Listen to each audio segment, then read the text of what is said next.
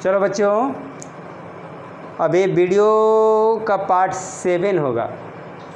पिछला पार्ट में हम लोग पढ़ाए थे reflection of light, refraction of light, जिसमें लेंस, मिरर और लेंस के बारे में हमने पढ़ा और उसका पूरा डिस्क्रिप्शन बताया गया और उसका से रिलेटेड न्यूमेरिकल बताया गया।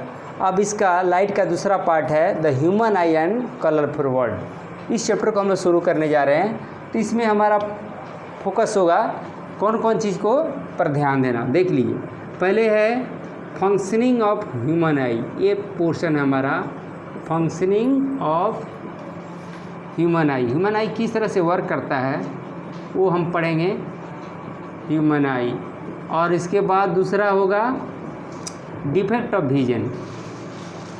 डिफेक्ट ऑफ विजन, जो हम देखते हैं कोई चीज़ को देख नहीं पाते हैं तो उसमें क्या क्या कारण होता है, कौन कौन सा डिफेक्ट होता है, जिसमें आएगा मायोपिया, मायोपिया नियर साइटेडनेस, और इसके बाद आएगा हमारा हाइपर मेट्रोपिया।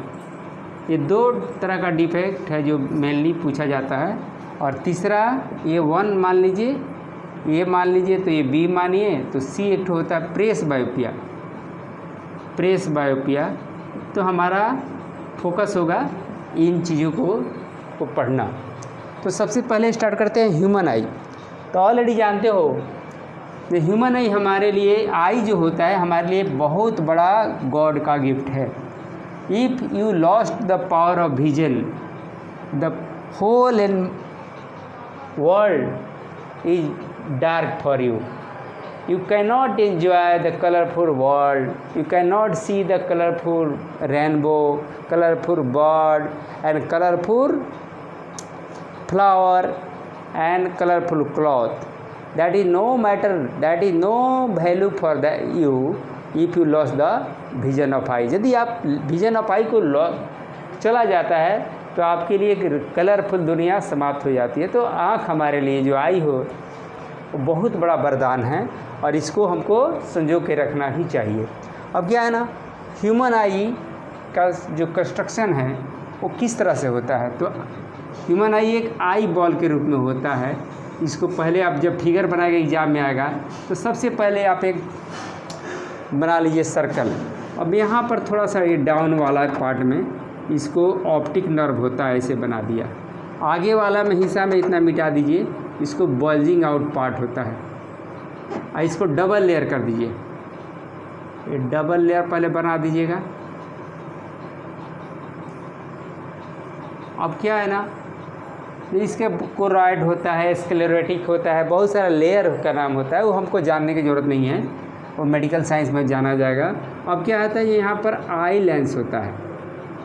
ये आई लेंस को होल्ड करके इसको पोजीशन में कौन रखता है, तो इसको पोजीशन में रखने के लिए एक यहाँ पर मसल्स होता है, ये मसल्स होता है, इससे लिगामेंट जुड़ा रहता है इस तरह से। यहाँ पर भी एक मसल्स होता है जो नीचे में है, यहाँ इसको एक लिगामेंट इसको कनेक्ट रहता है। अब क्या है, इसके सामने में एक आइरिस रहता है, आइरिस ऐसे बना दीजिए। यहाँ पर भी एक आइरिस रहेगा,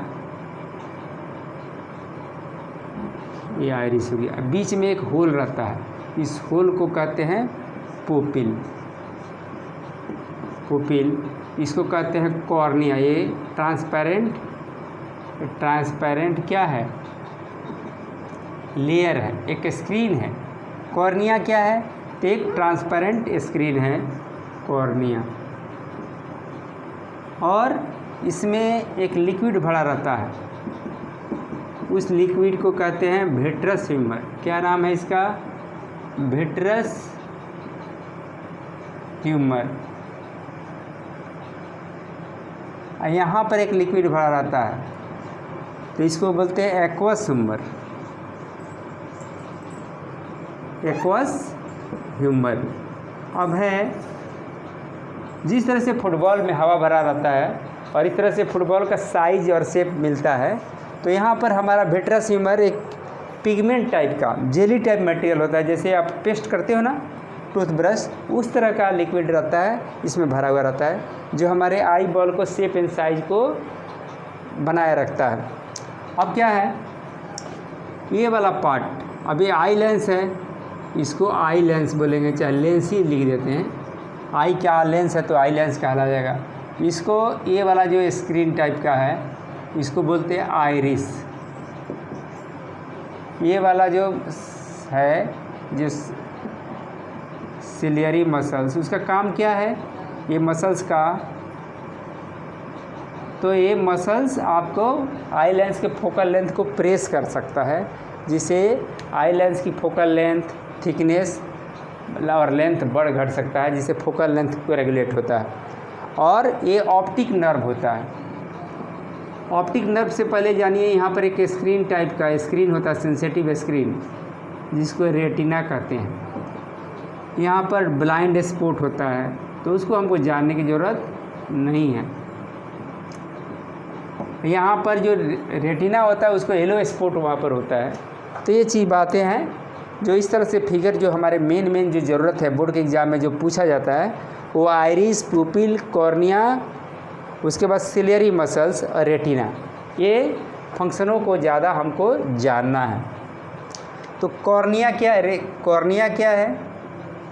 cornea it is A transparent, ये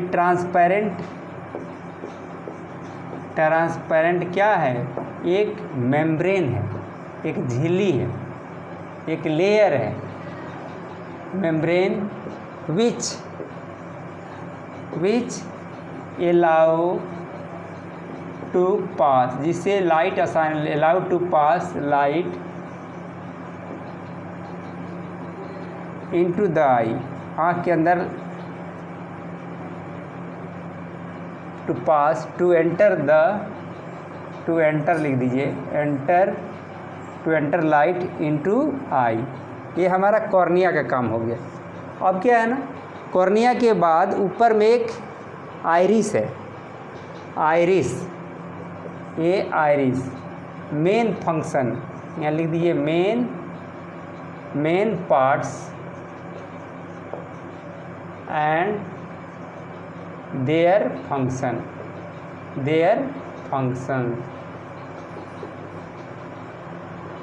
फंक्शंस। ह्यूमन आई का main parts of human eye and their function, इसके बारे में हम जा रहे हैं। आइरिस क्या होता है? जब आँख को देखोगे, हमारा आँख इस तरह का जो दिखता है सामने से, वो इस तरह से होता है। इसमें एक सर्कुलर डायफ्राम होता है, इसके अंदर एक पतला बहुत डार्क होता है ब्लैक पॉइंट स्पॉट होता है। ये जो होता है ना, ये सर्कुलर, वाइट वाला पार्ट को स्क्लेरा कहते हैं। ये वाला जो पार्ट होता है ये होता है आइरिस, और अंदर वाला जो पार्ट होता है इसको पुपिल बोलते हैं। अब क्या है ना, आइरिस यहाँ फिगर में तो ऐसे एक लेयर की तरह दिखाई दे रहा है, एक लटका हुआ कोई चीज़ पार्ट, लेकिन एक्चुअल में ऐसे सर्कुलर होता है। तो ये सर्कुलर डायफ्राम होता है जो पुपिल को साइज को छोटा बड़ा कर सकता है, कभी पतला कर देता है, कभी बड़ा कर सकता है। तो कॉन्ट्रैक्ट होगा तो छोटा होगा, रिलैक्स होगा तो बड़ा हो जाएगा। और इस तरह से आइरिस का काम है पुपिल को साइज को कंट्रोल करना। आइरिस का काम क्या है? Iris it is a circular diaphragm. क्या है? It is a circular diaphragm है,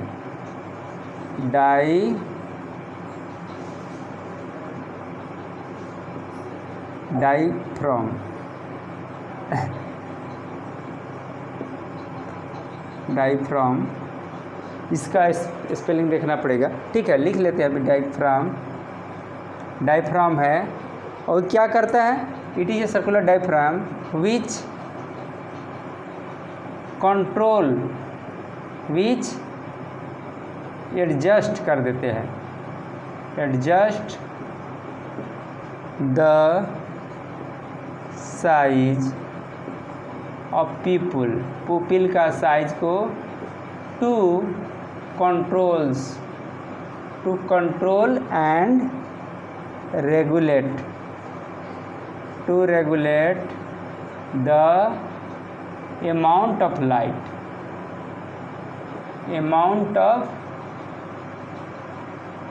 लाइट। अब क्या है ना, ये जो आइरिस है एक कलर पिगमेंट रखता है, नोट में लिख लीजिए, इट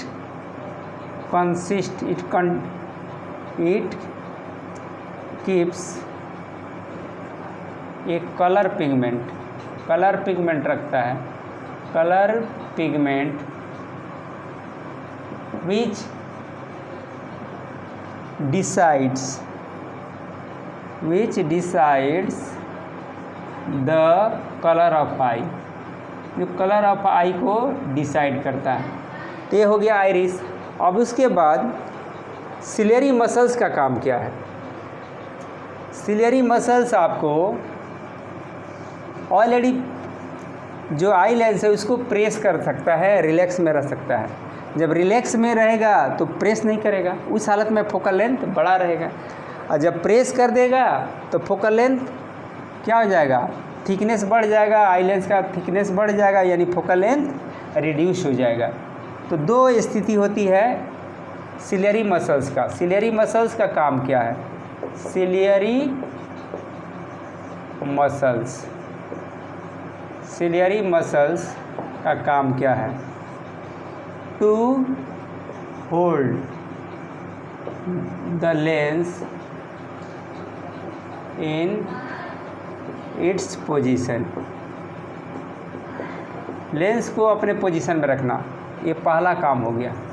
सेकंड काम क्या है, बाई कॉन्टैक्टिंग, बाई प्रेसिंग, उसको ऊपर से नीचे से प्रेस करके, by pressing reducing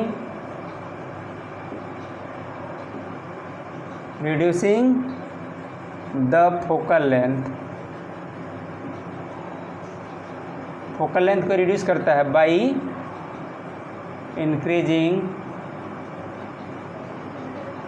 it's thickness बढ़ जाता है, फोकल लेंथ घट जाता है। कैसे घटता है इसको देखिए फिगर में बताता हूँ। ये लेंस है, इसको दबा देंगे, सिलियरी मसल से दबा देगा तो ये ऐसे हो जाएगा। अब 20 हालत में फोकल लेंथ क्या हो जाएगा, ये रेडियस ऑफ कर्वेचर का आधा हो जाएगा, ये सेंटर ऑफ कर्वेचर है तो फोकस लेंथ इसका आधा है, ये ऑप्टिकल सेंटर है।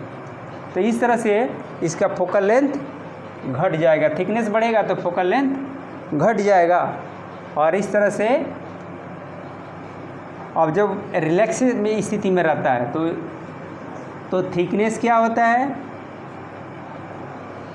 थिनर हो जाता है लेंस। व्हेन सिलियरी मसल्स क्या होता है, इन रिलैक्स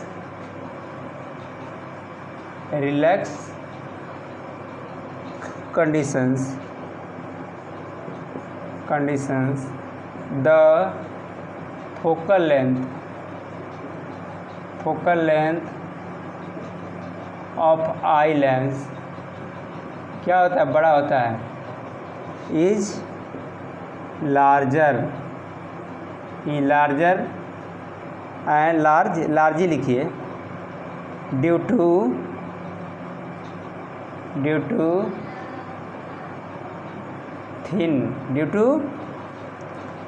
क्या होता है, लार्ज होता है। और इस स्थिति में उसकी थिकनेस क्या होती है, कम, थिनर हो जाता है, पतला हो जाता है। तो चलो उसको नहीं लिखते हैं। अब क्या है ना, अब ये हुआ सिलियरी मसल्स का काम, सिलियरी मसल्स का ये काम है। अब क्या है, रेटिना। अब पुपिल का तो काम हो गया, वो एक होल है जो किससे कंट्रोल होता है, आइरिस से कंट्रोल होता है। पुपिल का साइज़ कभी छोटा हो जाएगा, बड़ा हो जाएगा, आइरिस का काम है उसको कांटेक्ट करके रिलैक्स होने के स्थिति में। अब क्या है, सिलियरी मसल से आपने जान लिया। अब रेटिना, जो आपको एग्ज़ाम के लिए इम्पोर्टेंट है वही बता रहा हूँ। रेटिना क्या है, एक सेंसिटिव स्क्रीन है। क्या है, सेंसिटिव स्क्रीन है जहाँ बहुत सारा सेल प्रेजेंट रहते हैं। कौन कौन से, रॉड सेल और कोन सेल। रेटिना क्या है, तो इट इज ए सेंसिटिव बहुत ही संवेदनशील, सेंसिटिव स्क्रीन होता है, वेयर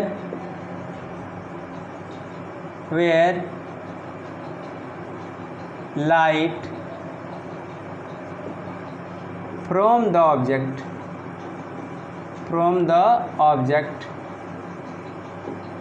इज फोकस्ड, वहाँ लाइट फोकस्ड होता है, फोकस किया जाता है, to form the image of the object, image of the object. अब क्या है ना, वहाँ पर बहुत सारा सेल प्रेजेंट रहते हैं, there a number of cone cells and rod cells present, वहाँ बहुत सारे रॉड सेल और कोन सेल प्रेजेंट रहते हैं, विच प्रोड्यूस क्या प्रोड्यूस करते हैं, इलेक्ट्रिक सिग्नल या इलेक्ट्रिक इम्पल्स, इलेक्ट्रिकल सिग्नल। और ये हो गया सिग्नल्स। अब हमारा ऑप्टिक नर्व का काम क्या है, ऑप्टिक नर्व का काम क्या है, ऑप्टिक नर्व क्या है, एक मैसेंजर की तरह काम करता है। Optic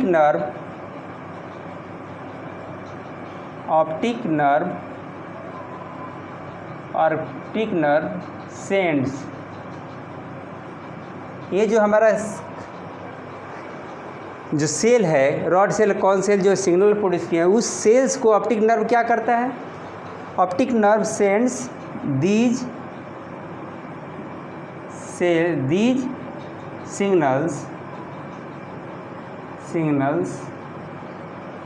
signals electric signals, these electric signal या impulses signal to the brain के पास भेजता है। ब्रेन के पास कौन भेजा, brain, optic nerve. And our brain interprets और ब्रेन क्या है, उस सिग्नल को डिकोड कर लेता है as the image of the object, और इस तरह से हम ऑब्जेक्ट को देख पाते हैं। तो कॉर्निया क्या है, तो एक ट्रांसपेरेंट लेयर है आँख के सबसे सामने। उसके बाद आइरिस क्या है, तो एक सर्कुलर डायफ्राम है जो प्यूपिल को साइज को छोटा बड़ा कर सकता है, रेगुलेट कर सकता है, कंट्रोल कर सकता है, ताकि लाइट कम और अधिक जा सके। इस तरह से लाइट की मात्रा कंट्रोल और रेगुलेट हो जाती है। उसके बाद रेटिना क्या है, एक स्क्रीन है जहाँ पर इमेज बनता है, लाइट फोकस होता है ऑब्जेक्ट से, और इस तरह से वहाँ बहुत सारा सेल प्रेजेंट होते हैं। कौन कौन, रॉड सेल और कोन सेल, जो उस इलेक्ट्रिक इम्पल्सेस प्रोड्यूस करते हैं, और इम्पल्सेस हमारा ऑप्टिक नर्व के द्वारा ब्रेन को जाता है, और ब्रेन उस सिग्नल को डिकोड कर लेता है, इंटरप्रेट करता है as the image of the object, and we are able to see the object of the image. और इस तरह से हम ऑब्जेक्ट के इमेज को देख पाते हैं। तो ये हमारा फंक्शन सब मेन पार्ट्स का जो पूछता है वो मैं बता दिया। अब क्या है, जो ह्यूमन आई के साथ और क्या क्या कंडीशंस है, वर्किंग क्या है। अब यदि वर्किंग पूछे जाएगा, जो what is the working of human eye, तो आप क्या करोगे, जो कैसे हम देखने में सक्षम हो जाते हैं, working of human eye, working of human eye, working of human eye. तो the light from the object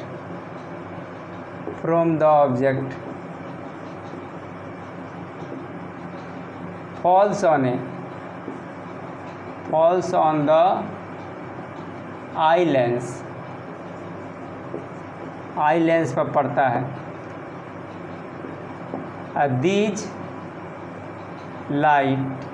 raise of light क्या होता है, the ray of light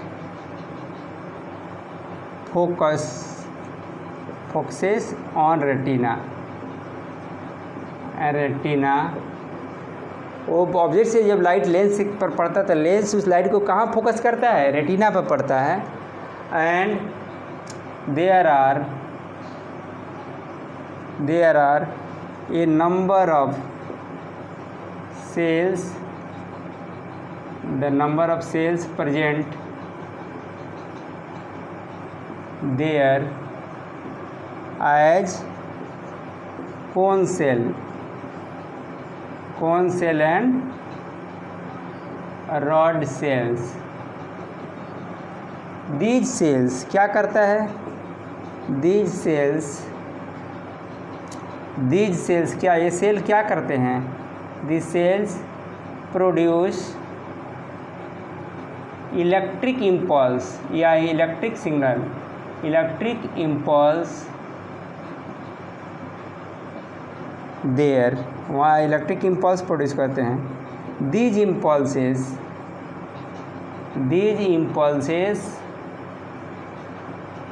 go to the brain by optic nerve इसको भेजता है।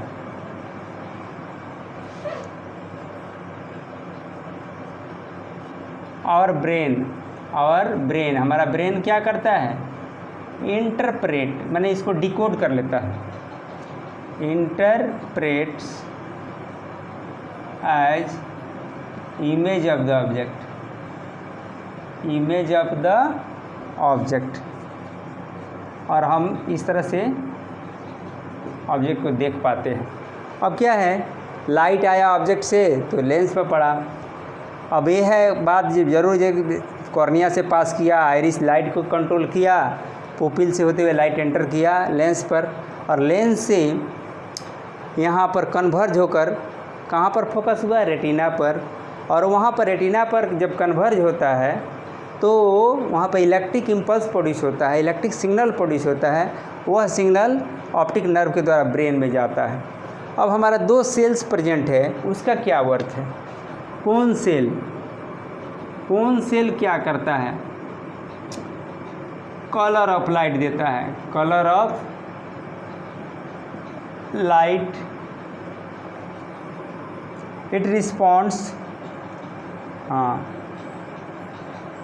This cells क्या करता है, रेस्पॉन्ड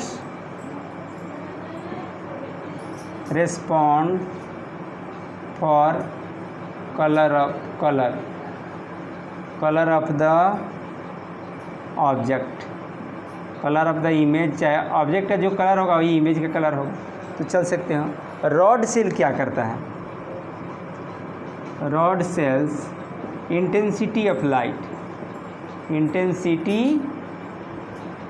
लाइट को रिस्पॉन्ड करता है।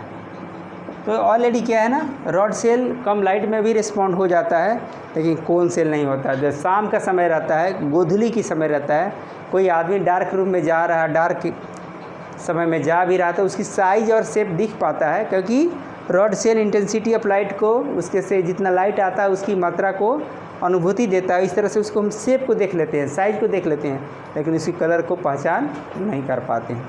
अब क्या, बहुत सारे जानवर हैं कम लाइट में भी कलर को रिस्पॉन्ड कर लेते हैं, जैसे ऑल है, उल्लू है, तो क्या है ना, उसमें कोन सेल बहुत ज़्यादा रहता है, और इस तरह से डार्क में भी, रात में भी किसी ऑब्जेक्ट के कलर को पहचान लेता है।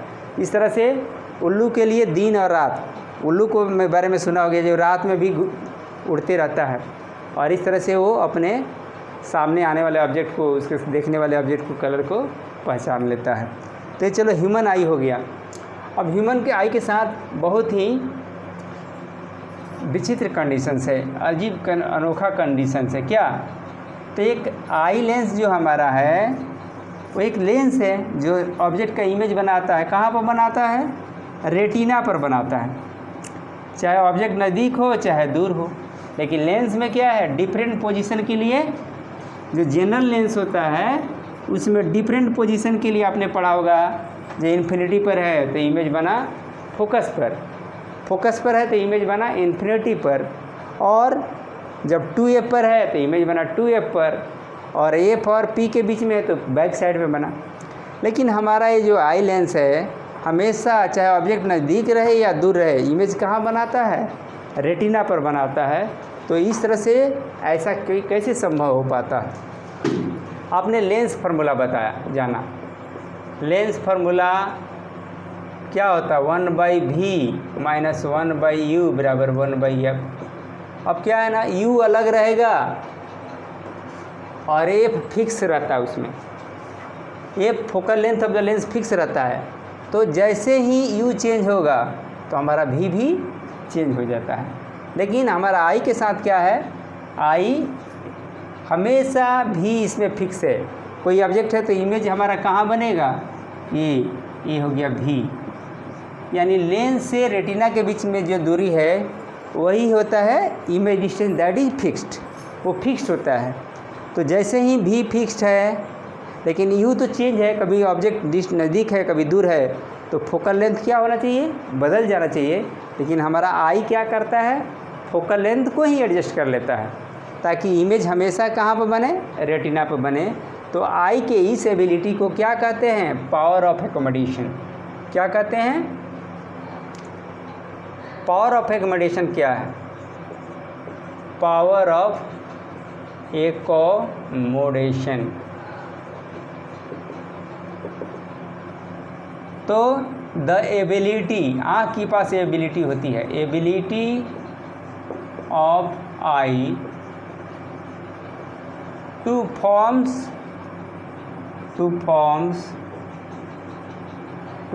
the image at retina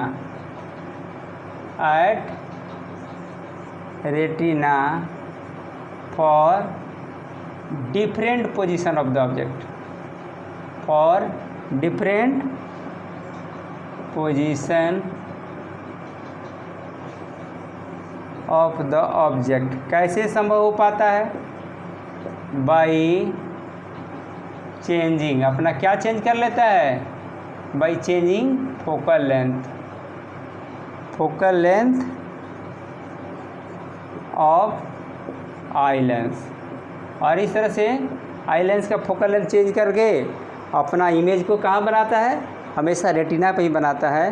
तो इसे क्या कहते हैं, the ability of eye two forms the image at retina for different positions of the object by changing focal length of the eye lens is called, क्या कहलाता है, power of accommodation, power of accommodation.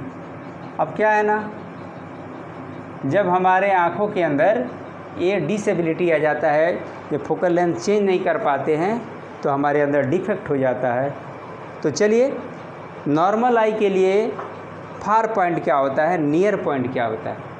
Far point का मतलब हुआ जो हम अधिकतम कितने दूर तक का चीज़ देख सकते हैं।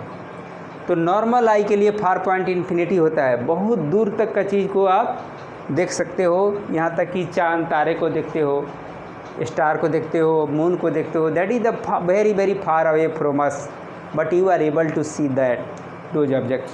तो हेवनली बॉडीज़ को देख लेते हो। तो ये हमारा फार पॉइंट क्या हो गया।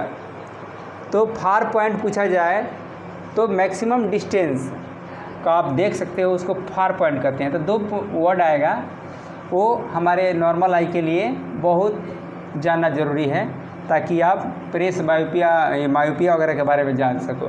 तो फार पॉइंट क्या हुआ, फार पॉइंट क्या है, the maximum distance, the maximum distance, अधिकतम दूरी, अप टू विच, जहाँ तक, up to which an eye can, up to which an eye can see the object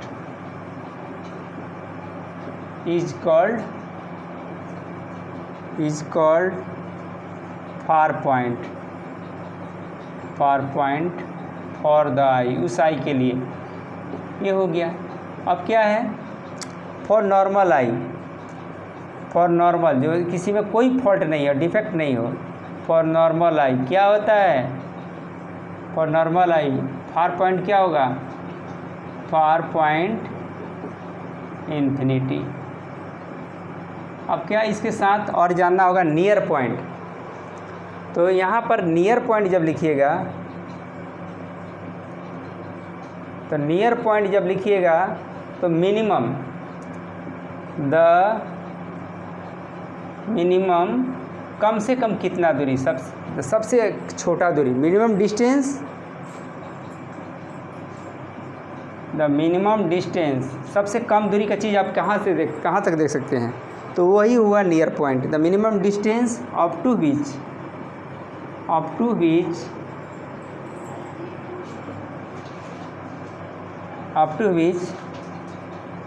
A object